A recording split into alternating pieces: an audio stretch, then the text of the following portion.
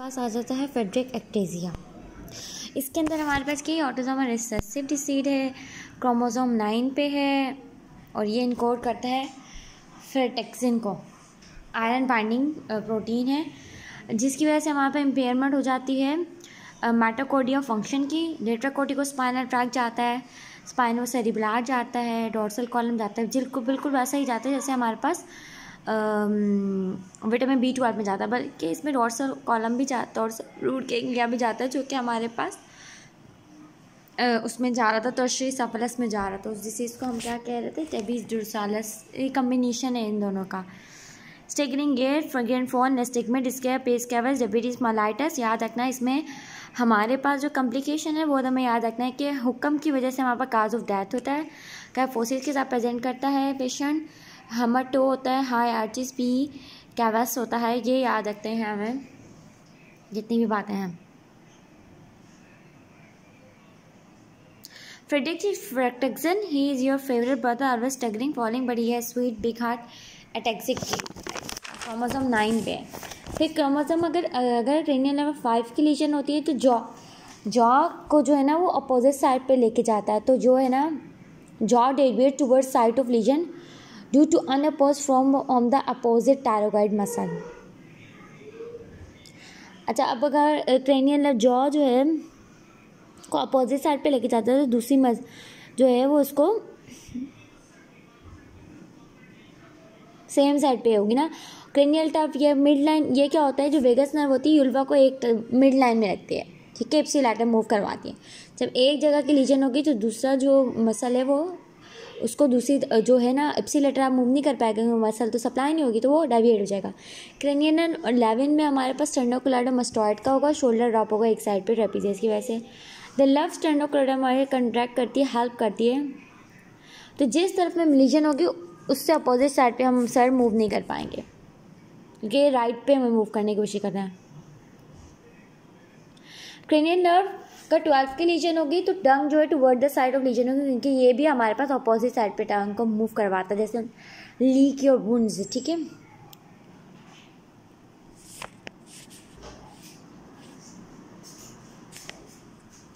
उसके बाद हमारे फेशियल नर्व पाल्सी में हमारे पास मोस्ट कॉमन पेरिफेरल पाल्सी है आफ्टर एप्सिन वायरस, यानी herpes सिम्प्लम वायरस के बाद होती है। स्टेरॉइड देते हैं, साइक्लब है, ग्रेजुअली पेशेंट रिकवर करते हैं। मिल गया। अदर काजेज क्या है, लाइम डिजीज, herpes जोस्टर, उसके बाद सार्कोइडोसिस हो सकती है, इसके अंदर इन्वॉल्वमेंट है, यानी लाइम डिजीज, सार्कोइडोसिस, पायरोटिक ग्लैंड का ट्यूमर, डायबिटीज मेलिटस। हाँ, अगर अपर मोटर न्यूरॉन की लीजन है तो लोअर सिर्फ हमारे पास पैरालिसिस होगी, लोअर मसल जो है इन्वॉल्व होंगे, ऊपर वाले को हमारे पास दोनों तरफ से सप्लाई हो रही होती है, ठीक है। बायलेटरली हमारे पास जो है अपर मोटर न्यूरॉन की इनर्वेशन होती है अपरली, ठीक है। फेशियल न्यूक्लियस हमारे पास पॉन्स में होता है, ये भी याद रखना है। कॉन्ट्रालैटरल हमारे पास अपर मोटर न्यूरॉन हमेशा कॉन्ट्रालैटरल होगी। लोअर मोटर न्यूरॉन जो है हमेशा हमारे पास क्या होती है, इप्सिलेटरल होती है, नर्व की हमेशा सप्लाई। अब लोअर मोटर न्यूरॉन जो है वो दोनों जो अपर से आ रही है उन दोनों को ब्लॉक हो जाएगी। Incomplete eye closure, hyperacusis, loss of taste sensation to indicator. अच्छा, कंजेनाइटल हमारे पास हेयरिंग लॉस जो है वो बाद में पढ़ते हैं, पहले हम पढ़ेंगे एयर की जो है एनाटमी। हमारे पास ऑरिकल होता है, एक्सटर्नल रोटरी कैनाल होती है, देन हमारे पास टेम्पैनिक में मेयर होती है, फिर मिडल लेयर आता है, फिर इंटरनल लेयर आता है। इंटरनल लेयर के अंदर हमारे पास हमें पता होना चाहिए कि हमारे पास जो है सेमी सर्कुलर कैनाल्स होती हैं, जो कि क्योंकि वो कैनाल्स सर्कुलर में है तो हेड की रोटेशन के लिए। फिर वेस्टिब्यूल होता है हमारे पास, फिर कॉक्लिया होता है, ठीक है, और यूट्रिकल और सेक्यूल जो हॉरिजॉन्टल और वर्टिकल एक्सेलरेशन के लिए। और एस्टिशियन ट्यूब होती है जो हमारे पास फेरेंस के साथ कनेक्शन कर रही है, ये बहुत इंपॉर्टेंट एनाटमी है। मैंने क्या लिखा है, कंजेनाइटल हेयरिंग लॉस में क्या होती है, हमारे पास जो है ना मसला होता है कि राउंड विंडो में जो कि लाई करती है between the middle and the inner layer, तो राउंड विंडो जो मिडल और इनर लेयर के दरमियान में होती है और मूव करती है outward when stapes causes oval window to move inward, ठीक है। तो हमारे पास ओवल विंडो तो वहाँ होती है ना जहाँ सेपीस का पाँव होता है, मतलब जहाँ पे वो अटैच होती है, वहाँ ओवल विंडो होती है। जब भी टकराती है वॉइस तो ओवल विंडो क्या करती है, इनवर्ट की तरफ मूव करती है और साउंड को लेके जाती है। ठीक है,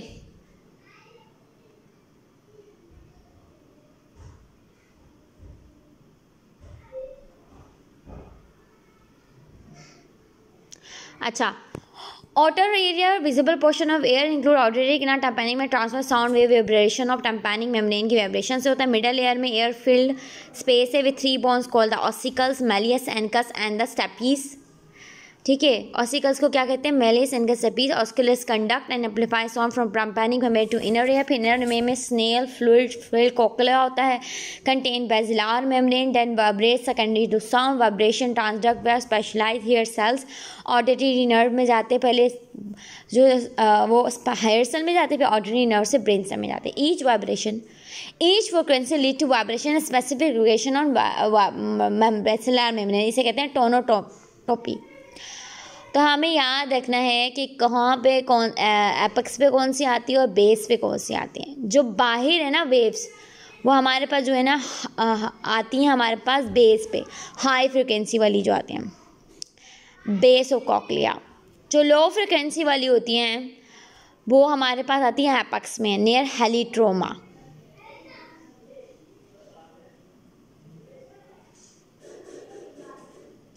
हाई फ्रिक्वेंसी रेजेट होती हैं और जो एपेक्स में होती हैं वो हमारे पास जो है वाइड और फ्लेक्सिबल होती हैं।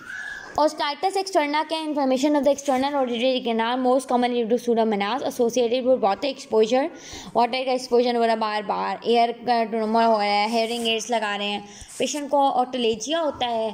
फिर उसके अलावा क्या होता है, ऑटोलेजिया के अलावा क्या होता है, एयर की मैनिपुलेशन के साथ जो एक बहुत ही वर्स होता है, पेशेंट के साथ पोराइटिस होती है, हेयरिंग लॉस भी होता है, डिस्चार्ज भी होता है। मैलिग्नेंट होता है जिसे न्यूक्रोटाइजिंग भी कहते हैं कि अब इन्वेजिव इन्फेक्शन हो गया है, बोन में चला गया है इन्फेक्शन, जो है मेलाइटिस करवा रहा है। ओल्डर पेशेंट विद डायबिटीज़ में इसकी कॉम्प्लिकेशन होती है। सेवियर ओटालिजिया होता है, ओटोरिया होता है, और जो क्योंकि ये मैलिग्नेंट है तो इसमें ग्रैनुलेशन टिश्यू मिलता है in air canal. Otitis media inflammation the middle है, मोस्ट कॉमनली जो है नॉन टाइप हेमोफिलस इन्फ्लुएंजा और स्ट्रेप निमोनिया से होता है, और मोक्सेरिया कैटरालिस एस्ट्यूशन ट्यूब का डिसफंक्शन हो गया, इसकी वजह से जो है ना जो है ओवर ग्रोथ करवा देता है, पर रेस्पिरेटरी ट्रैक के जो पैथोजेंस हैं उसको एयर के अंदर। लेस देन 2 ईयर बच्चों में होता है फीवर, टली, हेयर लॉन्ग फिजिंग में अब क्या होगा, सारा प्रेशर जो है मिडल एयर का टाइम्पैनिक मेम्ब्रेन पर पड़ेगा तो वो बल्ज करेगी, रप्चर होने के चांसेस होंगे। मेस्टॉइड हमारे में जो मेस्टॉइड बोन है उसकी जो इन्फ्लेमेशन होती है उसे कहते हैं मेस्टिडाइटिस ऑफ टेम्पोरल बोन। कॉम्प्लिकेशन क्या है, ये किसकी कॉम्प्लिकेशन की वजह से होता है, एक्यूट रेडनेस मीडिया होता है जिसमें due to continuity of middle air cavity with जब एक्यूट मोटाइटिस मीडिया होता है तो मिडल एयर कैविटी क्योंकि मेस्टॉइड एयर सेल के साथ होती है तो वहाँ जा सकता है। Post auricular pain, erythema, swelling होती है और इसकी वजह से पेशेंट में ब्रेन एब्सेस बन सकता है। नॉइज़ इंड्यूस हियरिंग लॉस, क्योंकि ये जो है नॉइज़ जो होती है वो हाई फ्रिक्वेंसी साउंड होते हैं, वो नॉइज़ जो है ना बहुत ज़्यादा नॉइज़ की वजह से हमारे पास ट्राइकोसिलिएटरी सेल जो होते हैं इन ऑर्गन ऑफ कोटाई वो डैमेज हो जाते हैं।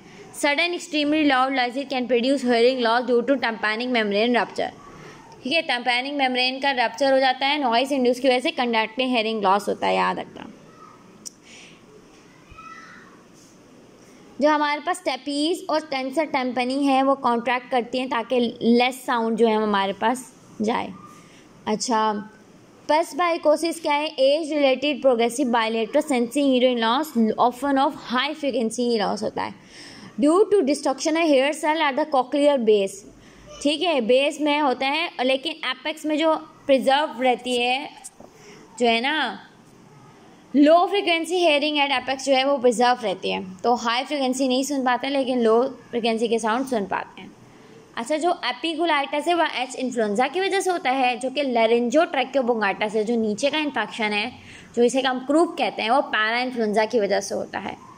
ठीक है, अब हमारे पास वाइबर टेस्ट आता है और रेनिन टेस्ट आता है। वाइबर टेस्ट जो है ना, अब कंडक्टिंग हेयरिंग लॉस होगा, ठीक है, अब साउंड जो है कंडक्शन के ज़रिए से नहीं आ रहा है, ठीक है, सही है, एयर नॉर्मल बातों से नहीं आ रहा है, तो हमारे पास क्या है, लेकिन जब हम हेड पे रखेंगे तो वो हेड पे जो हमने फोर्क रखी उससे सारा ट्रांसपोर्ट होगा स्कल के अंदर, बोन में कंडक्शन हो जाएगी। ठीक है, कंडक्शन हेयरिंग लॉस के अंदर मतलब कंडक्शन का मसला है ना, लेकिन हम यहाँ से कंडक्शन करेंगे तो अफेक्टेड ईयर में आवाज़ चली ही जाएगी, क्योंकि वो बोन से ट्रांसमिट हो गई। क्योंकि अब जो है ना बैकग्राउंड नॉइज़ तो वैसे भी नहीं आ रही, ठीक है, और डायरेक्ट जो है कंडक्टिव जो है ना हमारे पास बोन के ज़रिए से आ जाएगा। सेंसरी न्यूरल हेयरिंग लॉस में हमारे पास क्या होगा, अब क्या हो रहा है हमारे पास ये हो रहा है कि सेंसरी न्यूरल में तो हमारे पास सिर्फ बैकग्राउंड नॉइज़ नहीं, कोई भी साउंड नज़र नहीं आ रहा, क्योंकि नर्व का मसला है। तो अब जो सिर्फ हमारे पास जो है कंडक्शन अगर हमने बोन या स्कल से भी कराई तो अफेक्टेड साइड में तो बिल्कुल भी साउंड नहीं जाएगा, तो अनअफेक्टेड साइड में ही सिर्फ जाएगा। जबकि रेनिन टेस्ट में हमारे पास नॉर्मल हमारे पास रेनिन टेस्ट कहता है कि बोन कंडक्शन एयर कंडक्शन ज़्यादा होती है बोन कंडक्शन से, सही है, हमेशा एयर कंडक्शन ज़्यादा होती है बोन कंडक्शन। जब हमारे पास कंडक्शन का लॉस हो जाएगा तो हमारे पास एयर कंडक्शन कम हो जाएगी, तो बोन कंडक्शन एयर कंडक्शन। जबकि जब आप रेनिन टेस्ट सेंसरी न्यूरल में करवाएंगे, क्योंकि सेंसरी न्यूरल का मसला है तो एयर कंडक्शन तो बेटर ही रहेगी, बोन कंडक्शन का मसला नहीं है, एयर कंडक्शन का कोई मसला नहीं है, ठीक है ना, तो इसलिए। फिर हमारे पास क्या है, कोलियोसिस्टोमा जो है वो सेकेंडरी स्क्वैमस के इम्प्लांटेशन है, एयर के अंदर हो रही है। ओवर ग्रोथ और discriminated keratin diverse in the middle air space can be congenital or acquired secondary to recurrent chronic mastitis may erode ossicle mastoid air cells। इसकी वजह से हमारे पास कंडक्टिंग हेयर लॉस होता है, ऑफन प्रेजेंट भी painless otitis media lactic enzyme release होते हैं, facial nerve